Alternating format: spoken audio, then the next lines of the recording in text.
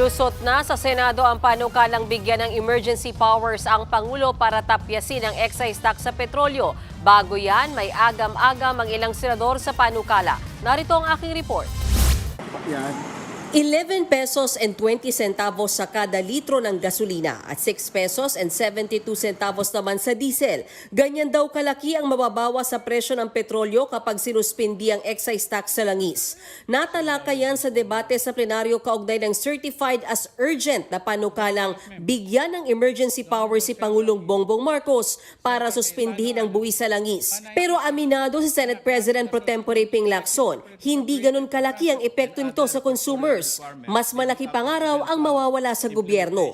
Ang mas may impact yung sa foregone revenues kasi sa simulation parang mawawalan tayo ng 136 billion itong 2026. Kaya we need to further deliberate. Ang isa pang tanong, gaano ba kabilis mararamdaman ang bawas na yan?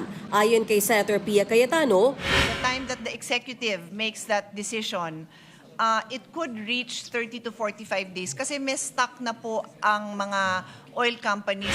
kaya suggestion ni Lacson, bakit hindi iklian? Imbis na isang buwan na monitoring, gawin na lang na 2 linggo para mas mabilis ang tulong sa tao. Pero sagot ng komite, 30 days is really the standard monitoring period that they use. And it is irrelevant or unnecessary to shorten because it is always better to have a bigger range, no?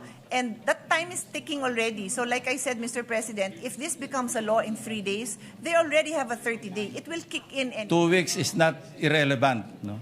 It has a big effect on the consumers. Yung 2 weeks na matitipid mo sa pagkarga ng gas, malaking bagay po yun. Yung mapakinabangan agad ng mga consumers. pero may mas malaking babala ayon kay Senator Amy Marcos. Baka hindi tao kundi malalaking kumpanya lang ang makinabang daw sa suspension ng excise tax. May duda ako na talagang magiging mas mura ang gasolina, ang krudo, ang LPG. Kasi ang nakikinabang sa excise tax ay yung mga importer. Siguraduhin natin na ipapasa yung discount sa taong bayan. Dagdag ni Lacson, bilyones ang malulugi sa gobyerno kapag inalis ang excise tax. Sa ngayon, may 200 billion pesos na kulang na tayo sa budget para sa taong ito. Kapag nadagdagan pa ng excise tax suspension, aabot sa 336 billion pesos ang kulang.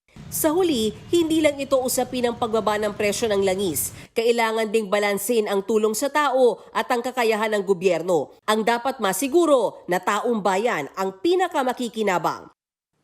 Mga kapatid, Mean Los Baños po, huwag magpahuli sa mga balita at impormasyong dapat ninyong malaman. Para sa mas malawak na balitaan at diskusyon, mag-follow at mag-subscribe na sa social media pages ng News 5.